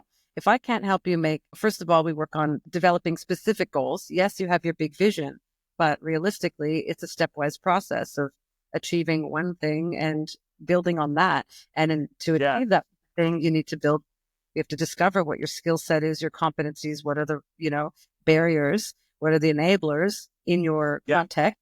And then let's discover what needs to change and what are the skills you need to implement the strategies. Well, let's develop strategies. And what are the things you need to do to, execute them in order to move towards that outcome. And when you get to that outcome, well, there's going to be change. It'll have a ripple effect. How will you deal with it? Yeah. Because there's going to be lots of things coming to you that's going to try to tempt you to go back to your old default. So we have to continue to work and keep you motivated to override that just to be able to create this new habit or this new thing, this new pattern. So, and once people develop the skill to do that, they don't need me to keep doing that. They can then identify their next goal, or I could help them again create a smarter goal, and then they can again repeat the process of what they needed. But it's leveraging the resources around them to help that happen, because if they're dependent on me, then how's that going to help them change? So it's holding people's hand through something. So that's not everyone's cup of tea. Some people want more hands-on. Some people want to just have that long-term interaction because they need that for their sense of safety, or they don't have a lot of friends, or there's just different needs for different people. But as a practitioner, I'd be like, how am I being effective with this person if they're just dependent on me? This isn't for both. No, it's not. It's not. I mean, Pierre Genet, who was very big at traumatology, one of the earliest in the 1800s, has that model. You made me think of it, of safety and stabilization first, and then processing the trauma, and then integration and connecting with others. So what does that look like? Okay, getting safe, feeling rapport with your therapist or whomever, and then working through it, but then deciding, what does this look like in the future? What is my identity now? It doesn't need to be helpless. Where do I go in the future? I mean, so I think Gen Z, they were raised in many ways to focus really. I read an interesting article by Freya India about like Gen Z not having any moral guidance. And basically it was, well, stay physically safe and protect yourself. But then there wasn't really a lot of character development. And so when you said, what the hell is being authentic, or however you said it, which I love, we're not like, this is my whole soapbox. So I'm Christian, but I actually believe, so you have a soul, sure, but you develop yourself. When people talk about finding yourself, it's like, okay, let's not make that a narcissistic quest. You actually make yourself in many ways. You forge yourself. You practice who you become. And so like this authenticity thing, it's like, well, I'm just being honest. Well, actually people will use that as a cloak to be very offensive and rude, insulting. It's like, well, actually you can say things in a way that's positive. Yeah. You have to think about, how do I want this person to experience me? If my values are, I want to be helpful and useful in all my interactions, not as a savior, but I want people to feel good after having interacted with me rather than worse, then I need to be conscious about how I communicate with that person and continue to build on the rapport that we have. But when people are just like, people don't consider that. So I'm relational. So I'm always going to consider relation, how do I help this person? So if they've had shitty experiences with others, well, how can I be a different person to those other people where they have a positive experience and they start to maybe consider, develop a little more confidence or a little bit more trust around other people because they could see that not all people are shit and shitty and treat them badly or talk down to them or make them feel stupid. So I do a lot of work with people, a lot of work with practitioners, but variety, but also, people of various education levels. And yes, I have a doctorate, but, my language, my approach has to be, I want to get alongside you. So I need to make sure, this is something Adam Coleman and I spoke about yesterday. I need to make sure that I'm relatable because building a connection with you is the most important thing in order to be able to facilitate some sort of change down the line. And I'm also experiencing a change because my training as expert makes me always higher on this hierarchy. And so how can I learn something if I'm always the expert? So I need to not lower myself. Well, lower is a humility, but Sure. be with someone else. I see someone as a human who has value and that there's something that I can gain from the exchange, even if it's just a pleasant interaction, but I don't ever want to come away from an interaction going, oh my God, I know I made them feel like shit. I would say that. And I do sometimes, but I have to then follow up and go, shit, I realized when I said X, it might have come across as that, so I've been feeling icky about it. And I just want to, you don't have to say anything. You don't have to make me feel better. Like, I don't need that. I just wanted to acknowledge that it wasn't congruent with what I would have liked you to experience with me. So is that narcissism? But is that narcissism? Because I'm overly concerned with my self-image. But it's not because I need someone to compliment me or make me feel better about myself. That's not what I'm seeking from other people. Whereas narcissism, No. it's me going, I've violated my own moral principles, and because accountability is also important to me, or personal responsibility, I also want to acknowledge that with someone because they might be feeling shitty. And if nothing is said, then that's the stuff lingering between us. And again, I'm thinking about how much interaction am I going to have with this person? But if it's there, it's going to pollute our relationship. So it doesn't matter how the next time it's there. So I need to name that up and clear the air with them so that we can, continue on the work that we've been doing in building and sustaining a useful relationship, but also the work that I'm doing with them to help, whatever it is I'm helping them to produce. So these are things I'm conscious of. It's not necessarily something other people are conscious of. Say that again. There's the what we've been talking about, the poor conduct.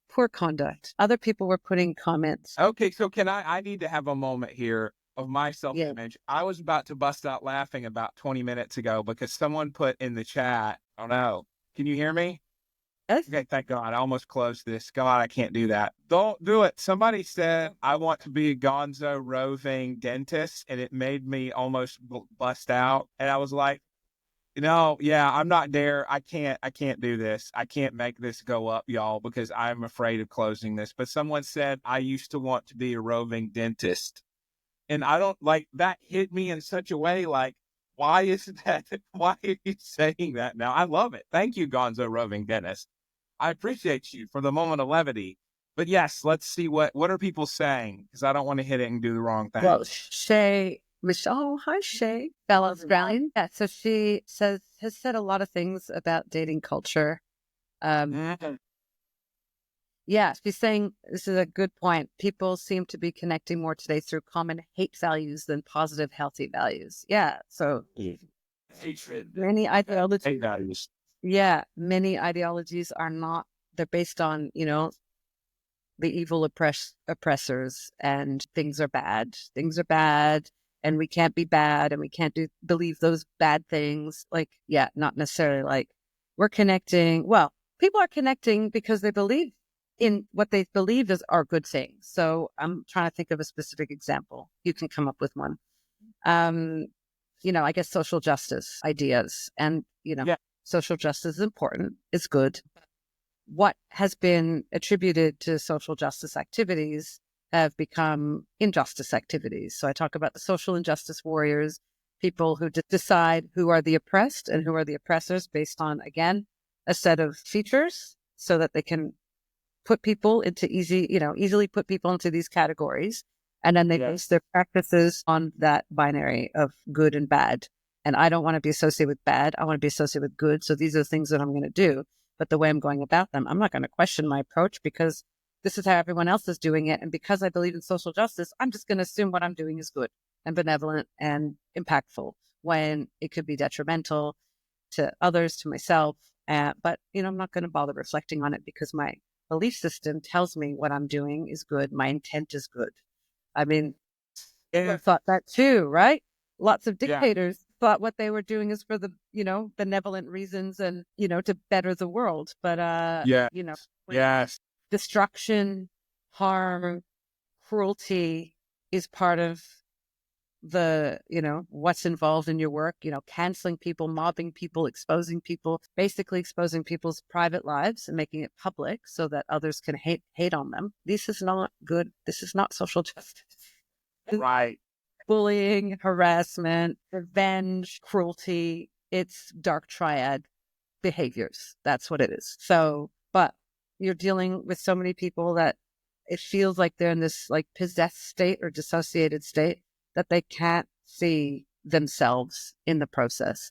They can't see that what they're doing is actually harmful and destructive, and getting rid of the things that are, or destroying the things that are good and helpful that have taken, hundreds of years to build up.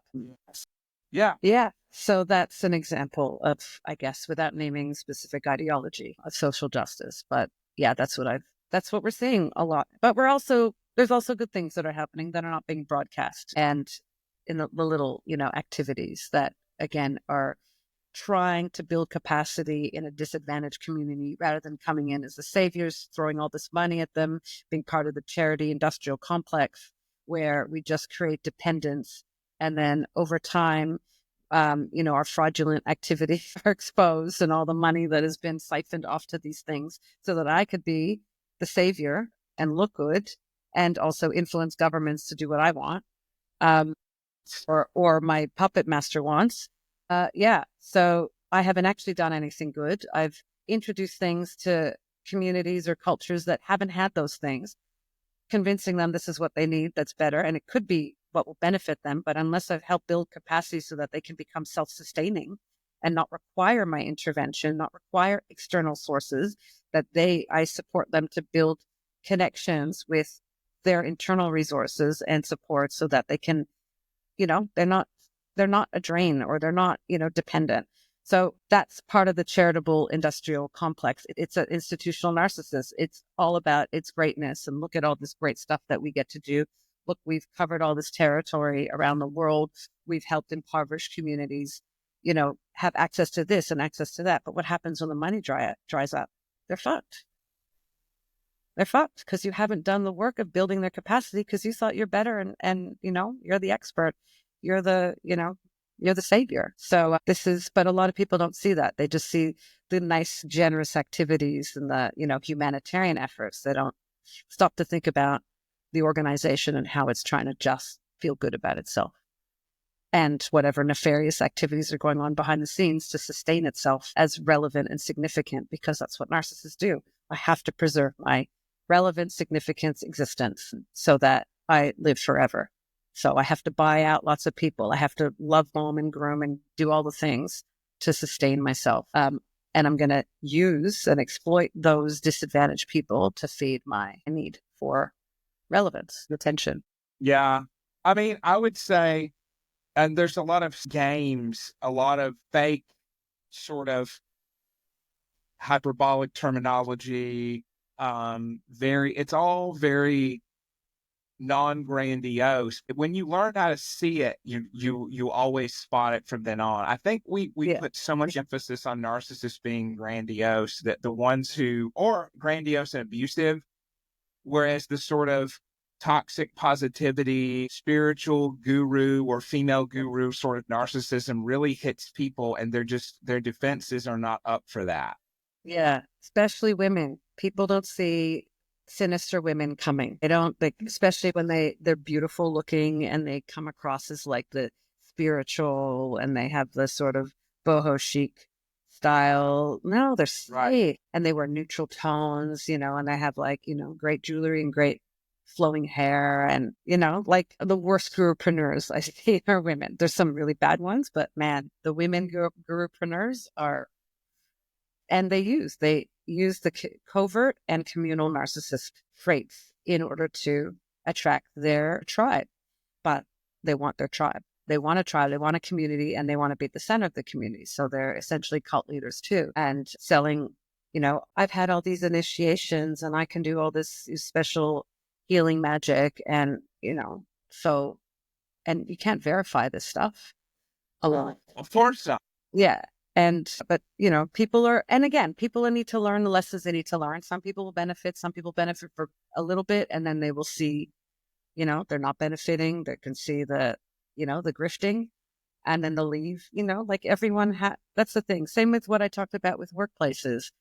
It can come across as a bit cynical that you can't be authentic and you can't do it. And there's an exception to that statement, because I've worked in groups where it's a beautiful culture, but it's been intentional in its cultivation. It didn't just happen. And it was continuous work from everyone involved to make sure we sustain this amazing culture. So it can happen even within a larger, more dysfunctional, toxic environment. You can have this little buffer zone with people, but it has to be intentional. Everything has to be explicit. So it's not a norm and it's not a natural thing that just happens. It takes work, intention, monitoring, feedback. You have to have all that built in. Same with therapeutic relationships. If that's the kind of practice you want to be as a practitioner, you need to do that and put some of the ownership on the other person, or they hopefully will take accountability for how they're contributing to the therapeutic relationship. But if they don't know that that's part of their role or responsibility when they come in, that they're not just the vulnerable person and I'm just going to help you. No, you have a part to play. There's stuff you need to do because this is your life. You got to take action. I'm here to support that, but this is a collaborative process. So I can't channel my goods to you effectively if you're not prepared to take some level of responsibility for what we cultivate together. So again, these are things that are not natural and they're not standard, but they're present, but we don't really hear about them. No. Well, and I'm so glad that you do. We have to be intentional about creating good habits, whereas bad habits can just be very quick. They can very quickly take over easily. Yeah. I think that's a great point. And I could slam the fake sisterhood all day long, but we don't have that time because we do have to wrap up. But, and, I'm a traitor to my sex, but I'm also a product. I've experienced, the dark sides of feminine energy, dark side of women who are thirsting for power. And we've talked about before, that was me too. So I never became a cult leader, but I could see how it was possible. didn't take much. It could have been easily possible. So I, thankfully, that's not the direction I went into. But yeah, there's a dark side to everything. Dark side to compassion, dark side to empathy, dark side to every virtue. If you don't use in the wrong context or in the wrong way, you can cause harm. No, I think, you made a great point with that. I would say people have to be very aware of the reasons they're getting into a profession. So you've got a lot of life coach types, and they're like, some of them are really in the business for the right reason, and others just are very charismatic and want to package something up and sell it, and don't really care about who they impact if it's false advertising. And so with kind of you could call it positivity cult stuff, I hear exactly what you're saying with that. People need to beware, because somebody can't lose their license who doesn't have one. Like a lot of the life coach stuff, they don't really owe you anything. If you buy what they're selling, literally, then you're at the mercy of whatever it is you get. Yeah. Yeah, you are. And so buyer beware. Always. And Shay made a point. The opposite energy of those toxic, hardcore male guru grifters are exactly the same as the sweet femme versions. Yeah, and that's what I wrote about the alpha male, the alpha that acts like a beta male, and the covert narcissistic version of that. And that's exactly it. Those tend to be the gurus. They employ feminine traits to try to convince you that they're safe and soft and easy to talk to. Meanwhile, they're storing all your stories in their mind to later take you down if you step out of line, and they consider what the line is, not you. But you don't know it. You think you have this like amicable, equal relationship. Someone asked the question as well of, is therapy coaching? And I wanted to respond to that, but I'm wondering if you wanted to respond first, Jeremy, because I'm conscious of how much airtime I'm taking in this conversation. But no, I'm really enjoying this. And, I want to do a one with you, live about men and narcissism, because I think we could do a really good one on that and bust a lot of myths on it. And I've had a lot of female clients who have seen the dark side of sisterhood, and I've learned a lot about that. And I've learned a lot about it from being a Southern male whose mom educated him in the ways of like, bless your heart, and what that really means. In a good way. Like, I know everything isn't what it seems. Is therapy coaching? Back in Clubhouse days, it was said lovingly. It was not with malice, but a coach said like, oh, therapists focus on your past and present, and coaches do your future. Well, actually, therapy covers past, present, and future if it's a good therapist. So that delineation doesn't really work for me. I would say coaching is not therapy. Like, life coaches do not have to be therapists. There are some therapists who dabble in coaching because you can do that across state lines, whereas with counseling, you can't. That's more complicated than I have to get. But the short answer, coaching is the key difference. Coaching is about helping people and them not having a diagnosis. If you're a coach, even if you're a therapist doing coaching, you do not diagnose someone with a mental health issue. That's a no-no. Coaching is for helping someone to move forward in life. And it's very much like the worried well. It's very much about, you're assuming the person doesn't need immediate psychiatric help. Therapy usually has more of a connotation of, even if you're not accepting insurance, you're diagnosing the person, and it's almost a medical thing. It's behavioral health. That's what it's called. So there's difference, but there's some similarities. But I could get so in the weeds on that, it's not useful. So I'll throw it back to you on that one. I don't want to get on my soapbox there. Yeah. So they are different. There are overlapping skills and techniques that are necessary for both a therapist and a coach. But a therapist draws on very specific frameworks and practices that a coach wouldn't, because a coach is not therapy. So coaching is about creating habits.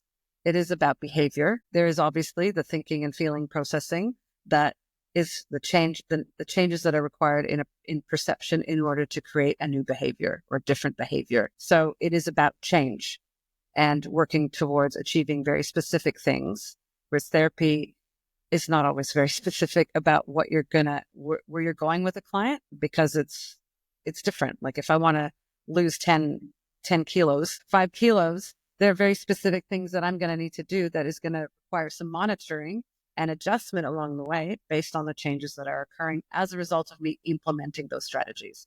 So that's very specific. So that's around your fitness or your body. What I do, the coaching, is about behavioral change around responding to people where you're in a situation and you are not the dominant one and someone else is kind of controlling the situation, and you're finding that your life is, you're having a hard time because it's not just in one relationship. You're realizing that it's across a number of relationships, and how that might have been established in your past. So we do go into past, depending on the coach. I go into past, but we're not driving. We're not like, I'm not doing any, therapeutic things. The experience can feel therapeutic, but we're not driving into, and how did that make you feel? Or how, not doing that. We're just like, okay, here is a way of thinking about your relationship with that person. And how is that related to what you're experiencing now with that person? Okay, so you can see a parallel. All right. So what is happening? We're drilling down the moment. What's happening for you when someone says X to you, or when they're, responding to something, or your assertiveness in that moment? So what happens? So I analyze what's happening in real time around an interaction. How's this person contributing to their suffering without realizing it, without, also shaming them? What are you doing? What's the thinking or the beliefs you have around doing it that way? We don't necessarily go, okay, where did that come from? Like, we don't care. We're thinking about the present, what's going on, and what's the thing now that you might do differently to have a different outcome. So it's about change, and very specific change. That's how I work. But, again, there's no regulation around coaching who could call themselves a coach and all that stuff. And then, there's like the team coaches for, sport, that sort of thing. So coaches have different function, but overall, I see it more as facilitating change. So I'm a facilitator of change in someone's life that involves change in perception, change in emotional responses, change in behavior. Wow. I love that. And I would double down on that. Not to get too controversial, but I dig your approach. I think I would refer people to you potentially more than many therapists. Because you developed a skill set and a conceptual lens that's very accurate for how human nature functions. And so it's tough. This is not an easy answer, but I think if people want to work with coaches, they really need to see if that person's life narrative of how they think pathology develops or whatever terms you can use in coaching, how problems develop and are resolved. If that seems accurate to how you experience the world, then great. If it seems like something's missing or confusing, or it's a very flimsy model that seems to be mostly about like prosperity gospel without the religion attached, which is a big thing, like just manifest, like, I wouldn't encourage that so much, to be honest. Yeah. Yeah. And coaches, so, because I've been trained in a number of things. So someone said, why would you coach if you're a doctor? I'm not sure if that's aimed at me or like a hypothetical, like medical doctor. So personally, I'm not, my doctorate was in research in biology and cancer biology. So that doesn't make me a coach. I've done training in mediation, so alternative, dispute resolution, but it's a process of helping people negotiate change in their relational dynamic where there's conflict, coming into an agreement of how they will proceed together so that they're no longer in conflict and they can work together, as well as facilitator training in a specific approach that draws on Carl Rogers, Egan's work. Oh my God, personal construct theory, ecological model. So lots of theories. Again, we have supervision model. We have to be supervised. I'm a supervisor, and I've done some, well-being coaching training. I've done, I've done a number of things, as well as healing work that, come together. So everyone has their different approach to coaching, but I like knowing that I'm drawing on theoretical frameworks as well as evidence-based of a reflective practice approach. That's how I do my coaching, through a reflective practice approach that spends more time on the change part. So planning for change, and how will we monitor it? How will we know that you've achieved that outcome? So what are the things that are barriers? What are you expecting to see as your outcome? What if you get different outcomes? How will you manage that? Like really helping people see in real time what will happen if you implement this one action. What do you think will happen? What are you hoping will happen? How you respond if that doesn't happen and X other thing happens? What are the possible things that can happen? How will we prepare you for those things? So that takes a lot of skill, because you have to be very curious and not just go, okay, the strategy you need to do. Great. See you next time. No, you want to set people up for success. And that's very different to therapy. And that's very different to a medical doctor. They don't necessarily do that stuff unless they're specifically trained to do it. And that's not part of a medical school curriculum, as far as I've learned. So yeah, you need that specific skill set. So yes, I do coach. And it's very different to being a research doctor or someone who studied psychology or studied, as a doctorate in clinical psychology or doctorate or whatever. Unless they've done specific coaching training as part of their study, they're just studying people. They're just studying human behavior condition. Doesn't equip them with the skill set that I've just described to do what I've just described, that holds people through a process of change, because change is bloody scary for everyone. And going against your inbuilt programs and your conditioning to do something that will inevitably have some backlash or some reaction, and to be able to hold yourself through that, it requires someone who's skilled to do it. And therapists aren't trained in that. Although some therapists step out of line and give advice of what a person should do in a situation and don't consider the repercussions. So they set their clients up for failure. And, medically trained people or nurses are not trained in that either, unless they've done it naturally as part of their foundation training. It's unless they've done that specifically and they've been implementing them in their practice with supervision. I get on my high horse about it. I'm very passionate about it because coaching gets a bad rap because I said everyone feels like they could do it or they've done this thing and now I'm coaching. Like, no, you need to be trained just like every other thing to facilitate the changes that you're hoping, that you're wanting them and they're wanting to achieve. Yes, I absolutely love that. I would say to that, you really have to look at what someone's credentials are. I'm not going to add much more on than what you said. Just like how a couples therapist, if you go to someone, they need to be trained in the kind of work like Gottman, where you look at what's contributing to a relationship's success or failure from both sides. What are the solid factors like conflict, like we would say contempt, criticism, defensiveness, and stonewalling, which is just like turning away and refusing to talk. Really getting into terms and models like what you do with your liberation model. And I would just say, people don't know what they don't know. And the problem is, and I could do a live stream about this for a long time, or excuse me, for like regularly, I could do one about what to look for in therapy, because people just get the wind knocked out of them when they go to someone who just isn't a good fit, but doesn't let them know they're not a good fit. It's like, they're not going to tell you that. And it's bad therapy's worse than no therapy, really, in my opinion. Yeah, I think so. It sticks in the person's mind. Yeah. Yeah. It could entrench certain things, certain thinking, that, Absolutely. yeah, keep them stuck. Yeah. There's just so many ways to help a person. And yet you're walking through a minefield trying to find the, credible or at least the rigorous practitioners. So, why would you go to a therapist? Because a therapist who is, officially trained, credentialed, have a number of frameworks and models that they work with. So the therapist can reflect on their own practice and refer back to those frameworks so they can see, I'm effective because I am applying this knowledge base in a very specific way with this client, and it's resulting in X change. And that change seems to be beneficial for that client.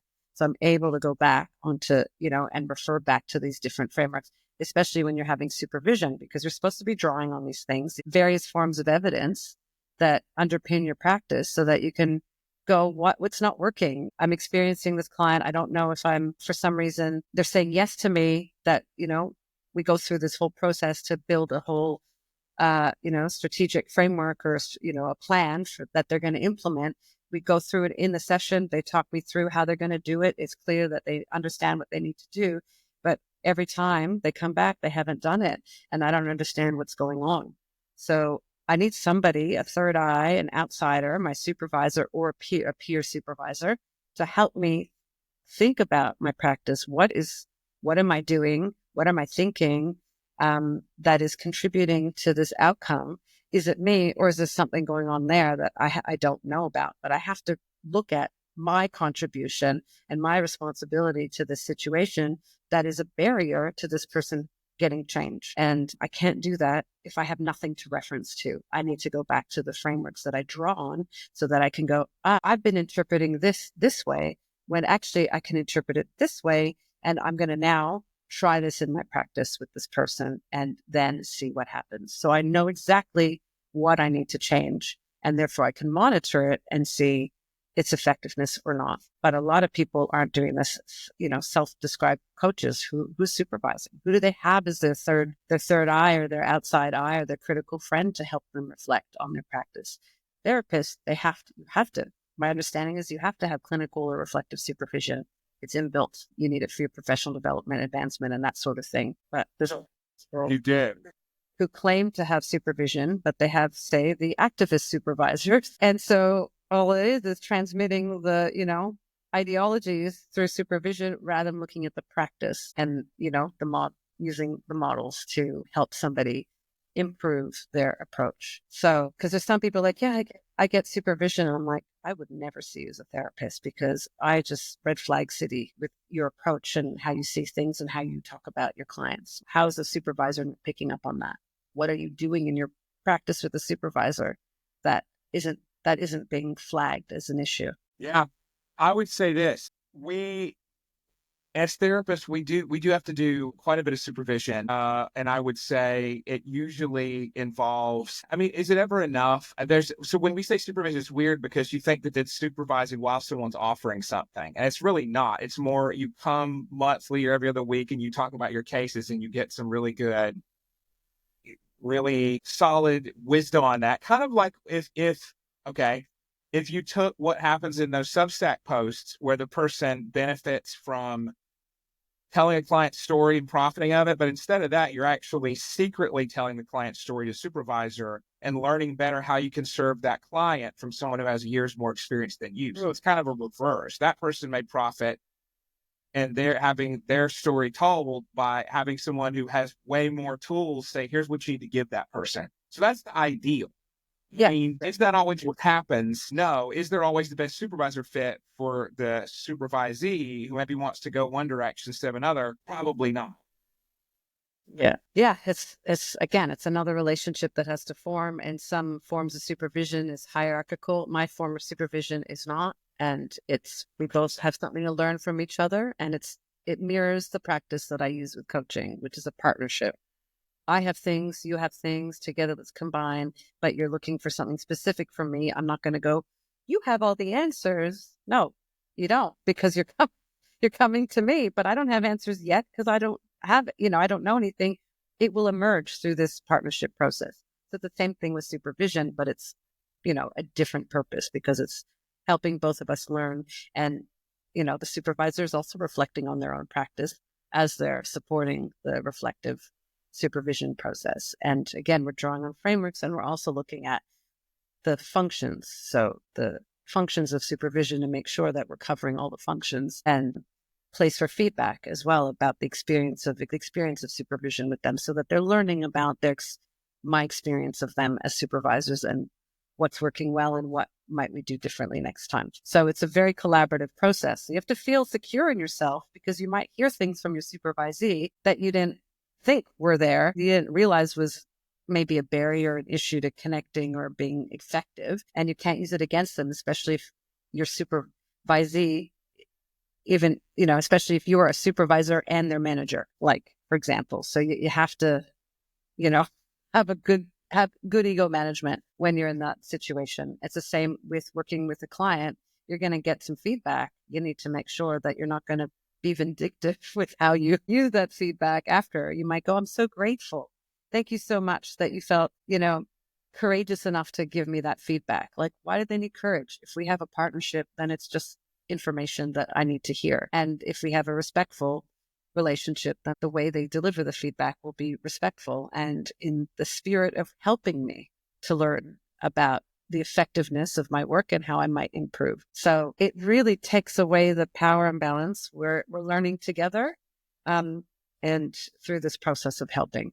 So that's the approach that I like. Everyone works differently, but I found that to be the most fulfilling because it helps me. It helps me also, again, shed this expert that has been conditioned into me, that I have expertise, the other has expertise in whatever their expertise is in, and somehow we can use all of that together to create better change or better outcome. Yeah, I love that.